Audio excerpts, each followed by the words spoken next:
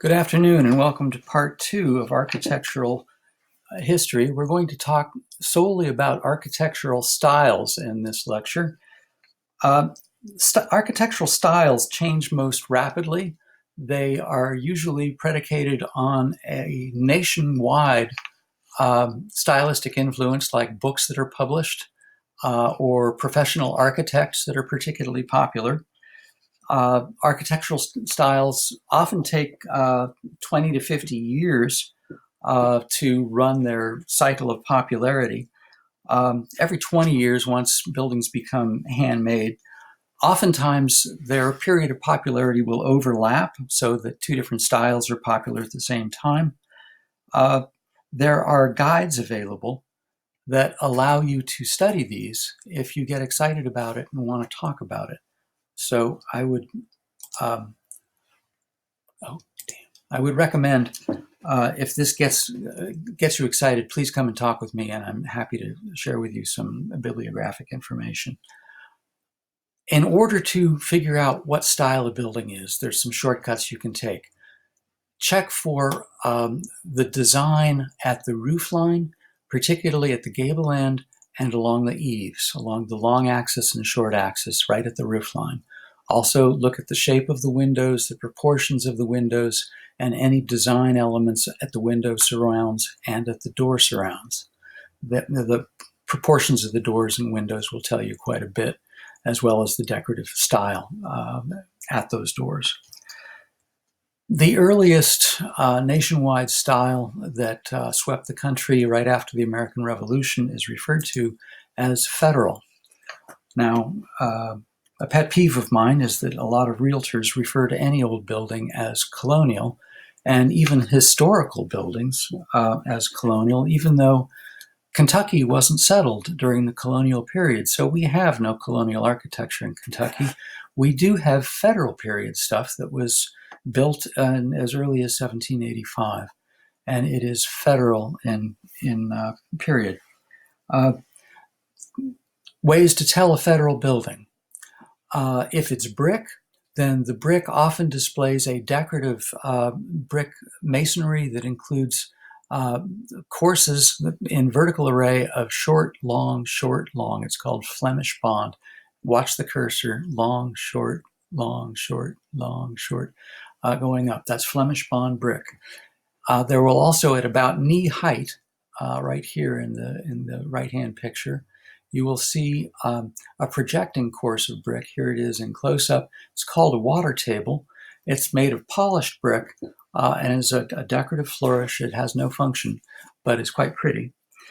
A lot of federal period buildings use a lintel over the doorway, a load-bearing element over the doorways and windows called a jack arch. It's flaring at the edges, at each corner like this, flares out. And it's composed of brick. Usually this is a 1.5 brick jack arch on this building right here. Jack arches tend to fail. They're not a particularly strong lintel. And you'll often see stepwise cracks between the upper story and the lower story because the lintels have failed. Another place to look, when you look up at the eaves, you'll often see decorative millwork right under the eaves on a federal period building. Or in a brick building, you might find decorative brickwork under the eave, like you see here in this picture. In form, they tend to be single pile or double pile. You'll see 1 room deep or 2 room deep. Tend to have that center hall or a side hall. And often show this same form that is traditional for the entire region. Here's an example of a federal period I-house in Lewis County, Kentucky. This particular example is down near the animal shelter. The windows have been altered, both in jack arches have been removed, and the porch is a replacement piece from the 1930s. It originally would have been a 2-story porch, so you could walk out of that doorway at the top. I think the roof has been replaced too. It shouldn't have that overhang that you see there. And the door surround, you see that transom over the it would have been a window over the doorway there called a transom light. This is an example of a frame building of the Federal period. There's a good example of a transom light right there over the door. A frame building with clapboard covering the timber framing often has this decorative element, a bead that's put in with a hand plane on each of the clapboards. That's one of the diagnostics of early framing. And there's your detached kitchen peeking out from behind the building in the back right there. The second style we're going to talk about is called Greek Revival. It starts up about 1815, starts up in the teens, and lasts right up to mid-century. And these are loose dates. The Federal, if you think of it as 1785 to about 1840, that's probably about right. Greek Revival, 1815 to 1850. Greek Revival tends to be more massive than Federal. The buildings themselves are larger. They tend to be taller and wider. The windows are much bigger, often much wider. They tend to have plain stone lintels over the windows. The windows themselves are huge. At the gable ends, if it has a regular cornice like this, a regular triangle cornice, then the cornice will return back on itself at the ends like this. It's called a cornice return. At the eaves, there will be a very wide fascia board that extends down towards the windows. Sometimes it has Greek elements decorated on that fascia board. Oftentimes it's just plain or has just a mold on it of some kind. You'll often see pillars either along the corners or on porches with another wide fascia board called an entablature above that. You don't need the technical terms, you just need to know what to look for. And the pillars often reference one of the 5 classical orders of architecture, and I'm not going to make you memorize what the classical orders are, but it looks Greek or Roman. Some local examples from Maysville. Here is a classical pillar on the corner of the building. Here's your cornice return on the gable end. Here are classical pillars on a temple-style house. There are your wide cornice fascia boards, or fascia boards on the front. Here are your decorative pillars. Here's a Greek motif that has been patched onto the building. This is a very typical Greek Revival doorway and is diagnostic of Greek Revival. When you see this doorway, you can say, aha, Greek Revival. Not only does it have a transom light here, it has side lights, and then just to make the composition correct, 2 little lights beside the transom. So it's called a 5-light doorway with a big fascia board above it, the entablature above it. Also from Maysville, this is a regional tradition. Instead of having a triangular gable end, you'll have a stepped gable like this. This is typical of the Mid-Ohio River Valley. You'll get a handful of them in Vanceburg. You'll also see a few of them around Cincinnati. There's your wide fascia board. In this case, it's a decorated one. And there's your side lights and tall transom. These examples here are in row houses with your wide fascia boards, but with a much different roof line. In fact, the roof line dates to a much later period because these buildings have been altered in a fire. In a fire, their roofs were burned off, and a much later decorative style informed the replacement roofs. So the buildings were altered. You have to be aware that sometimes buildings change over time, and what style was used to build the building might be different from what style was used when the building was altered. Here's an example of the form that might be used in a Greek Revival house. Again, it's a very traditional form. There's your 2-story galleried porch on the back of a typical large hall and 2-room house with a rear L on it with that galleried porch, and there's your step gable on the end. This is an example of the last surviving Greek Revival commercial building in downtown Maysville. It's the pillars, of course, that mark it, and with the wide fascia boards that mark it as Greek Revival. The next style that we're going to talk about is called Italianate.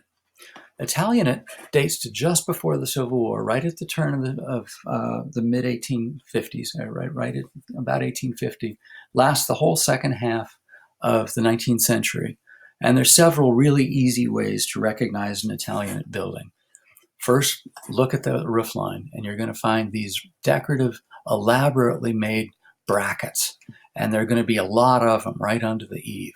And they're usually elaborately made, often with the wide fascia board, but with lots and lots of decoration within the fascia board itself. You're also going to see these dangly bits on decorative elements on the window surrounds. They can be round-headed, they can be an arch, segmental arch like this one. There are lots of different forms, but if they dangle over the corner like this, you can jump on it and say, this is Italianate.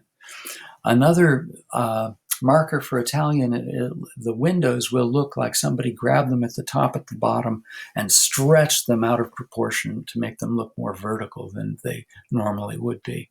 That's a strong marker for Italianate. Here are some examples of Italianate houses in Vanceburg, which tells you that Vanceburg was quite wealthy in the second half of the 19th century to have these wonderful, strong Italianate houses from that period. Here's an example of an old form, single room deep, center hall, but with the wonderful decorative brackets at the top, the long skinny windows, and in this case, some very elaborate tracery at the porches. Here's another example of a very traditional form with the brackets and tracery and a very elaborate porch.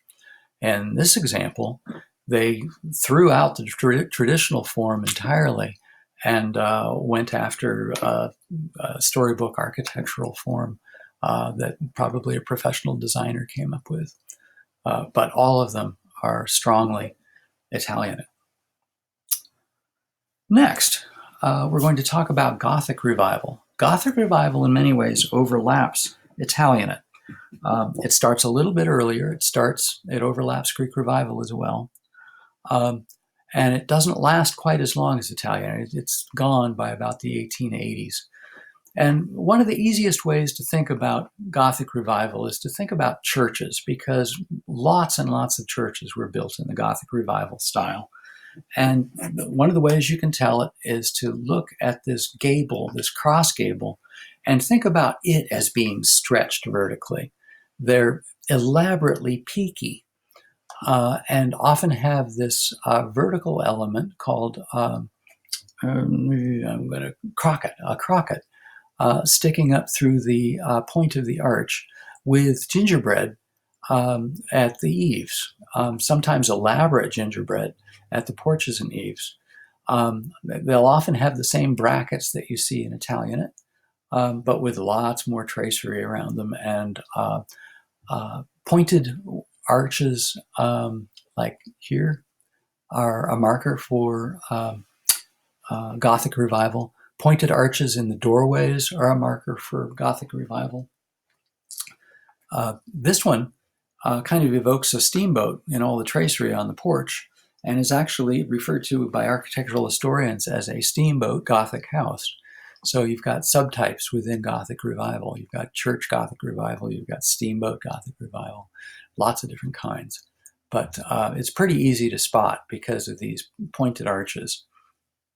Here's an example of a combination of Italianate with those roof brackets and the arches that say Gothic. If you find a building that falls between two styles, don't be afraid to say so, because lots of buildings are exuberantly partake of two different styles because there were no rules. People could pick and choose. In fact, everything from Italianate forward, from the mid-19th century forward, All of this millwork could be bought off of a railroad car, or you could buy it out of a catalog and have it sent to you mail order. It was no longer handmade. So you can pick and choose, you can mix and match and build the building any way you want it. So somebody decided they liked an Italianate cornice with Gothic windows, and that's what they built. Oh, and a Gothic cross gable with their crocket at the top of it.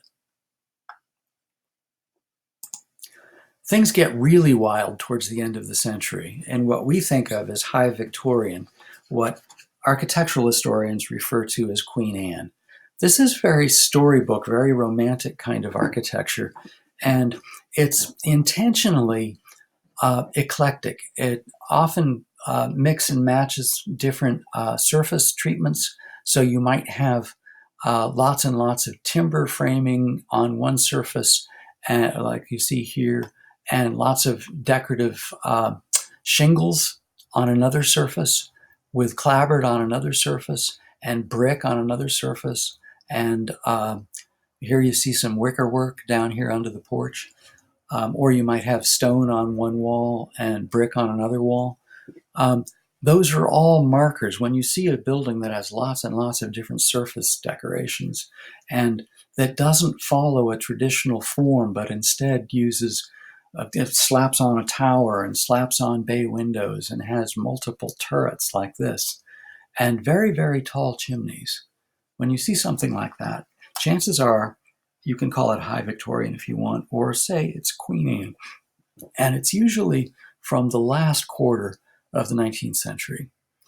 Some of them extend into the 20th, but most of them are last quarter 19th.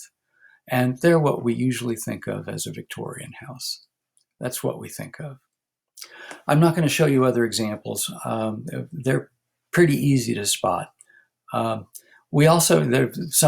people refer to them as the painted ladies. They're the ones that people love to dress up with multiple color schemes.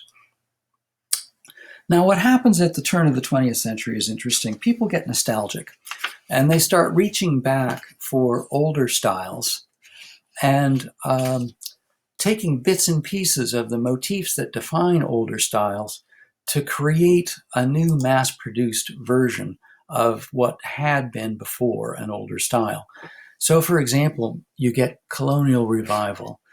Colonial Revival can be mistaken for Federal. I can see how you could get them confused, but they're not, because they have, for one thing, the proportions are all wrong, but also you'll never see a Federal building with these coins on the corners and these big Palladian windows and these cross gables and this huge fan light like this. You just don't throw all those elements into one building. You might have one or another, but all of them thrown into one thing, you just wouldn't see it. Another easy giveaway is the windows are all going to be modern 20th century windows. There was a fad at the turn of the 20th century to have a screened-in porch off the gable end and to have a second-story porch called a sleeping porch for sleeping out in the open air. It was a health fad, and a lot of buildings built at the turn of the 20th century had sleeping porches and screened-in porches. And if you see a building with either one of those, you know you're looking at a building built at that period, whether Colonial Revival or some other style. It'll look like that. These are both good examples of Colonial Revival. Another kind of nostalgia style that came out in the early 20th century is called a bungalow. Those of you who are fans of Lord of the Rings series will instantly recognize this as something that looks like it's from Middle-earth. It actually comes out of a international arts and crafts movement that J.R.R. Tolkien, the author of the Middle-earth series, was partaking of. He was actually an artist himself that worked in arts and crafts medium. Some of the markers for it are the widely overhanging eaves, the tapering pillars and tapering window and door surrounds, the use of multiple vertical panes on the upper sash of a window and then a single pane in the lower sash. You even see that on this stripped down version here. This very simple bungalow has been stripped of most of its diagnostics, So the only ones left are those multiple panes on the upper part. Uh, Lots of stylistic elements lost on this one here. But the nostalgia here this time, instead of being a reaction to a loss of a colonial past or a threatened original population in the face of immigration, like you see with colonial revival, now it's a nostalgia and reaction to industrialization and overwhelming of an original imagined sense of we were once craftsmen and a remaking of the landscape. And so we're trying to get back to something, even though it never really looked like this. And one of the markers for a bungalow is that they never have halls. They never have that separation of public and private. You walk into a bungalow and you're instantly in a living room with a fireplace. It's a very welcoming architecture, a very cozy architecture. One of the other markers is there's often a little nook right off the kitchen for eating breakfast that is partially enclosed, and it's again supposed to be warm and welcoming. They're very, very cozy houses. Some local bungalows in Lewis County. This one's on the AA highway. There's your breakfast nook sitting right out in front, right out on the side there. And here are some examples. The gable end